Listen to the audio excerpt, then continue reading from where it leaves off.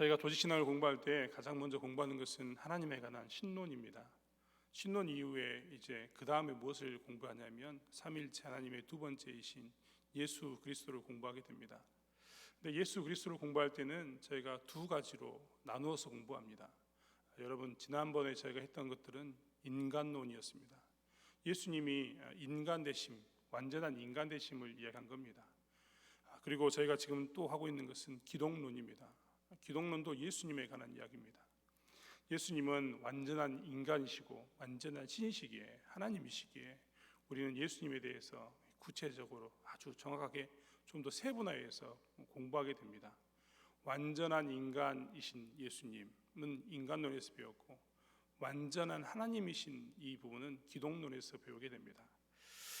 사실 기독론이란 말도 사실은 그 안에 모든 것이 답이 들어있는 셈인데요, 기름 부은 자라는 뜻에 대해서 메시아라는 이름으로 우리가 보통 부르게, 성경에서는 부르게 됩니다. 메시아라고 부른 이유는 메시아라는 단어가 히브리어이기 때문입니다. 긴 시간 동안 히브리 사람 유대인들에게서는 기름 부은 자 메시아에 대한 생각들이 있었습니다. 반면에 시대가 바뀌어서 로마가 유대 땅을 점령하게 되고 헬라인들이 유대 땅을 점령할 때 이제 언어가 바뀌게 됩니다. 헬라어로 바뀌면서 그들은 그리스도란 말을, 기름 부은 자 그리스도라는 말을 쓰게 됩니다. 히브리어에서 헬라어로 바뀌면서 두 개의 단어가 된 겁니다. 메시아와 그리스도라는 말이 생긴 겁니다. 그런데 우리가 쓰고 있는 기독이라는 말은 사실은 번역되면서 생긴 문제입니다. 중국에서는, 중국 사람들은 예수 그리스도를 예수 지두 이렇게 읽습니다. 예수 지두는 예수 그리스도를 그들이 차음 문자를 번역하면서 빌려왔던 단어인데요, 한자의 한계성 때문에 예수 지두 이렇게밖에 번역이 되지 않습니다. 그런데 우리는 또 중국에서 이렇게 중국을 통해서 성경 말씀이 들어오다 보니까 중국어를 번역하면서 자연스럽게 예수 지두라는 말을 번역을 했습니다. 초창기에는 야소교라고 이야기했습니다. 왜냐하면 예수를 그대로 번역하면 야소가 됩니다. 그리고 지두라는 말을 번역했는데 이게 기독이 됐습니다. 그래서 저희는 지금은 야소라고 이야기하지 않고 예수라고 이야기합니다.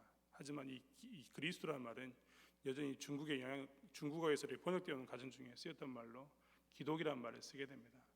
그래서 기독론이라는 것은 사실 그가 메시아 되심, 기름 부은 자 되심에 대한 이야기입니다.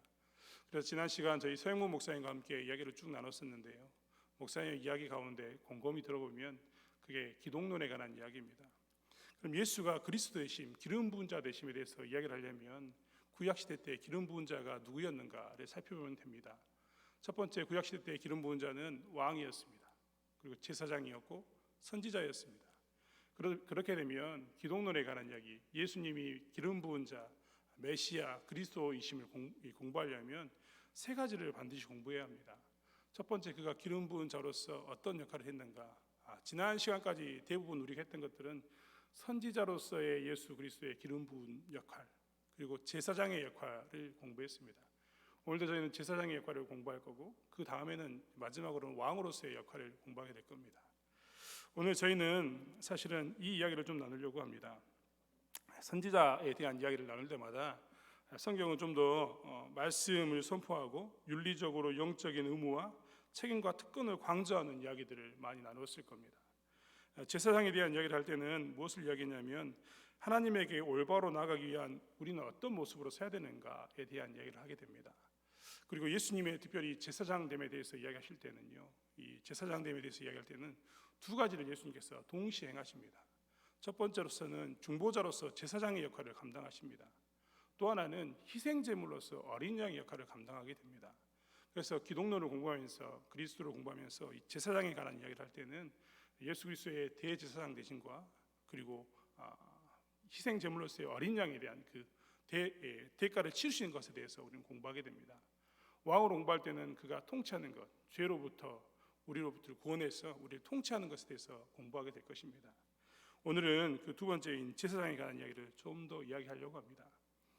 교회 다니시면서 우리는 대부분 다 이런 이야기를 들었습니다. 구속, 속량, 속죄, 되속 이런 말을 듣습니다. 그 단어들의 특징은 뭐냐면 이 속자가 들어가 있다는 말입니다. 영어로도 사실 이 단어들이 굉장히 다양하게 쓰이고 라틴어에서도 굉장히 다양하게 쓰이는데 뭐 영어는 저희가 접할 기회가 없으니까 우리가 교회에서 주로 듣는 이 단어들만 생각해도 우리는 이 예수 그리스도에 대한 이야기를 우리는 충분히 묵상할 수 있습니다. 좀 전에 말씀드렸던 구속, 속량, 속죄, 대속 이 단어들은 다 속자가 들어가 있는데요. 이 속자가 어떤 의미인가를 우리가 살펴보면 되겠습니다. 속자는 어떤 의미냐면 한자로 쓰면 조개패자에 매매하다, 사고 팔다의 그 매매가 붙어 있는 글자입니다. 즉 어떤 말이냐면 예전에 조개가 돈으로 쓰였으니까요. 돈으로서 내가 어떤 물건을 파는 것, 사는 것, 이것을 뭐라고 여기냐면 속자라고 여겼습니다. 특별히 내가 돈을 지출해서 이것들을 사는 것, 이것을 속자라고 표현했습니다. 그러면 구속은 무슨 뜻인가? 내가 어떤 사람에 대해서 그 사람을 무엇인가를 이렇게 이 사람이든 물건이든 무엇인가를 대가를 주고 사서 내가 갖는 것. 특별히 구속은 사람, 생물에 대해서 표현하고 있는 대부분의 단어인데요. 사람을 내가 어떻게 합니까? 대가를 뭔가를 치르고 산 것, 그래서 구원한 것을 구속이라고 이야기합니다. 이 구속 안에는 사실 두 가지 의미가 들어있습니다. 첫 번째는 속량이라는 의미가 들어있고 두 번째는 속죄라는 의미가 들어있는데요. 속량은 옛날부터 있었던 단어입니다. 속량은 어떤 단어이냐면 속량, 돈, 이 속자가 아까 돈을 주고 산다고 이야기했지 않습니까? 옛날에는 양인과 천민이 있었는데 팔려갔던 노예를 사가지고 다시 무엇으로 만드는 것? 양인으로 만드는 것, 이것을 속량이라고 이야기했습니다.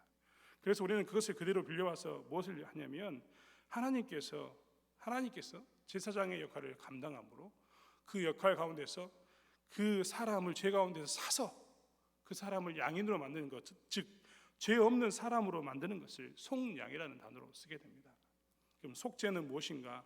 속죄는 사실은 비슷한 단어, 거의 비슷하게 쓰이고 있지만 속죄는 특별히 죄, 즉 돈으로 샀는데 무엇을 샀습니까? 죄에 대한 것을 샀습니다.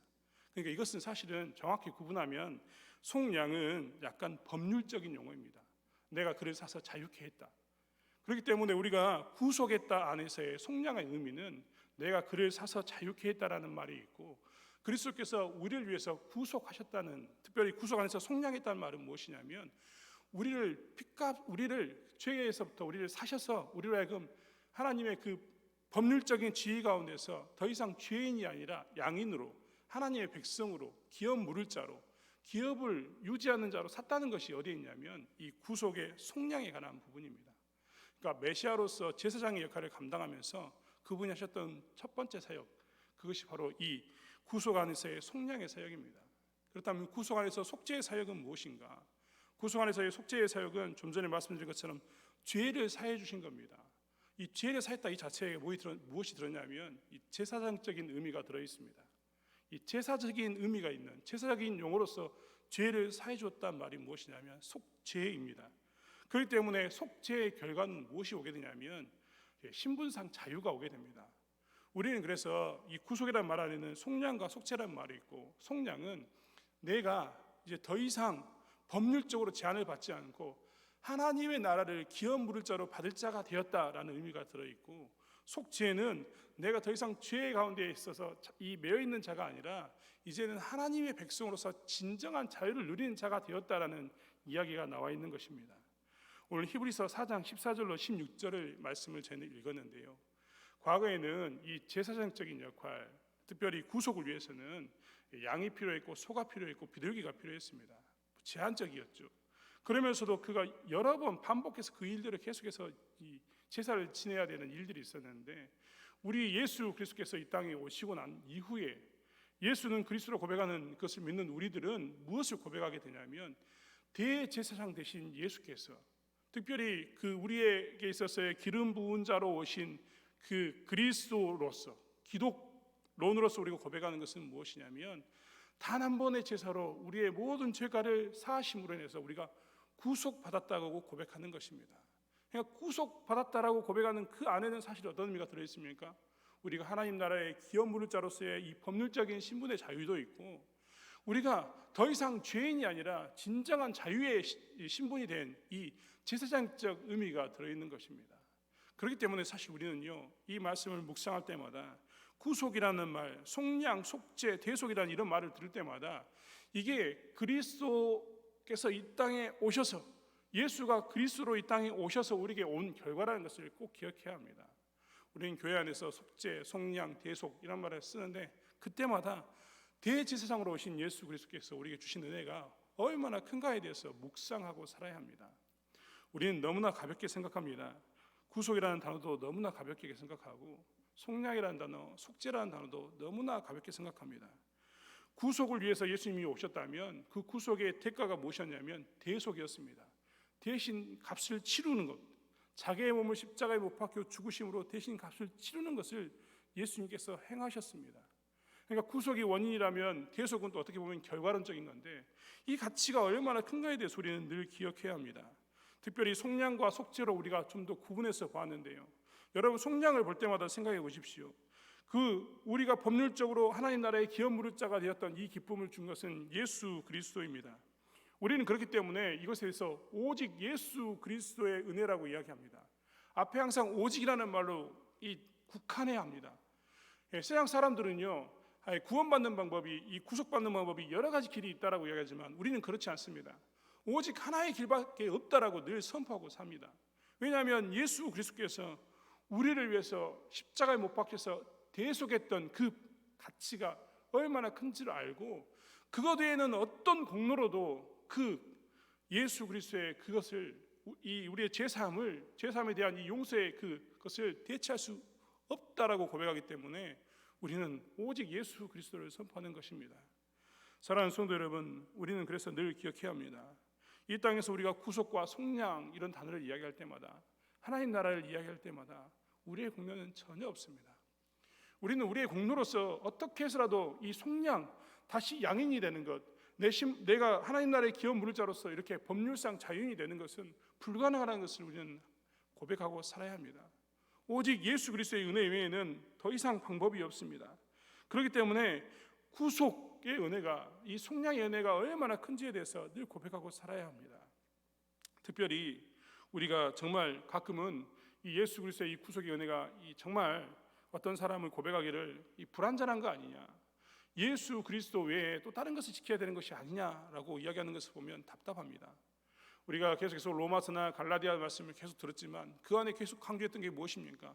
오직 주의 은혜라고 이야기합니다. 율법이 더해지는 것을 절대 금합니다. 왜냐하면 바로 오늘 이야기했던 이것 때문입니다. 예수 그리스도의 공로는 완전합니다. 불완전하기 때문에 율법을 더해서 이것을 보충할 필요가 없습니다. 불완전하기 때문에 우리의 공로를 더해서 이것을 보충할 필요가 없습니다.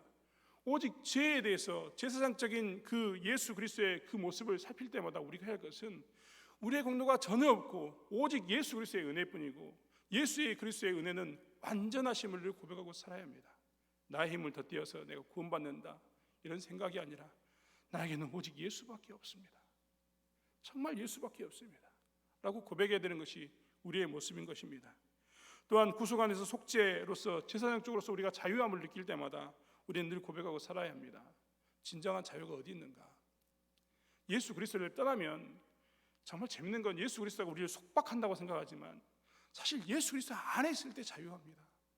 예수 그리스도라는 선 밖으로 나가면 자유할 것처럼 보이지만 그건 자유가 아닙니다. 그것은 중독이죠. 여러분, 저는 담배 피우는 사람을 많이 봤습니다. 술 먹는 사람도 많이 봤습니다. 마치 술 먹는 게 자유인 것처럼 보이고 담배 피우는 것이 자유인 것처럼 그들은 이야기합니다. 하지만 그들이 그것을 끊을 때의 모습을 보면 그것은 더 이상 자유가 아니었다는 것을 알 수 있습니다. 술이 그들에게 중독되었습니다. 담배가 그들에게 중독되었습니다. 그래서 그들은 술을 끊고 싶어도, 담배를 끊고 싶어도 그 스스로가 끊지 못하고 다시 찾고 하는 것을 보았습니다. 사실은 자유처럼 보이지만 그것은 자유가 아니라 독에 중독되는 모습이었던 겁니다. 진정한 자유는 이 속죄라는 이야기를 들을 때마다 우리가 기억해야 될 것은, 진정한 자유는 예수밖에 없음을 고백하고 살아야 합니다. 오늘 그 이야기가 기독론 안에서 대제사장에 관한 이야기로 남아 있습니다. 사랑하는 성도 여러분, 우리가 다시 한번 이 은혜 가운데 거했으면 좋겠습니다. 우리는 구속함을 받은 하나님의 백성입니다. 그렇기 때문에 우리에게 있어서는 오직 예수밖에 없습니다. 우리는 구속함을 받은 하나님의 백성입니다. 그렇기 때문에 사람은 진정으로 하나님 안에서만 자유할 수 있습니다. 힘들고 어렵고 답답하십니까? 이 답답한 시기에 내가 어떻게 살아야 할지 내 인생의 방향성이 보이지 않습니까? 여러분, 예수를 찾으십시오. 예수 그리스도를 다시 한번 고백하십시오. 우리가 고백하는 예수 그리스도라는 이 말이 사실은 가장 간단한 우리의 신앙 고백입니다. 예수가 그리스도이십니다. 예수가 우리의 구원자 되십니다. 예수가 우리의 제사장 되십니다. 예수가 우리의 왕 되십니다라는 고백입니다. 사랑하는 성도 여러분, 힘들고 어려울 때마다 이 말씀을 기억하고 구속이라는 이 기쁨 가운데 거함으로 인해서 다시 한번 이 어려운 시기에 인생의 방향성을 정확히 하고 진정한 자유를 누리는 저와 여러분이 되기를 원합니다. 기도하겠습니다. 하나님, 우리에게 메시아 대신 예수 그리스도를 주신 것 감사합니다. 우리가 늘 그렇게 고백하고 살았습니다. 예수가 그리스도이십니다. 예수가 그리스도이십니다. 그가 제사장적인 역할을 감당함으로 내 죄값을 갚아주셨고 그가 나를 구속하셨습니다. 그의 피값으로 나는 속량함을 받았고 그의 피값으로 나는 속죄함을 받았습니다. 하나님, 우리가 이것을 잊지 않게 도와주시고 다시 한번 예수 그리스도 안에서 자유함을 누리게 도와주시고 다시 한번 예수 그리스도 안에서 하늘에 대한 소망을 가지고 하나님 나라의 기업을 꿈꾸는 산소망 가운데 가는 저희 인생 되게 하여 주시옵소서. 코로나로 힘들고 어려울 때마다 아버지, 저희가 다시 한번 이 어려움을 통해서 우리 인생의 방향성을 돌아보게 도와주시고 우리의 삶이 어느 곳으로 가야 할지 예수밖에 없음을 고백하며 사는 저희들 되게 하여 주시옵소서. 하나님, 어둠이 지날 때마다 빛이 더욱더 드러나게 되는데 이 코로나로 인해서 불안할 때마다 우리가 이 빛 대신 예수 그리스도를 쫓아감으로 인해서 이 땅에서 등대의 역할을 감당하는 저희의 삶이 될 수 있도록 또한 저희를 사용하여 주시옵소서. 모든 것을 하나님께 맡깁니다. 경제적인 것, 또한 아버지의 관계적인 것, 모든 것을 하나님께 맡기오니 하나님께서 함께 하실 줄 믿사오며 감사드리며 예수님의 이름으로 기도드렸습니다. 아멘.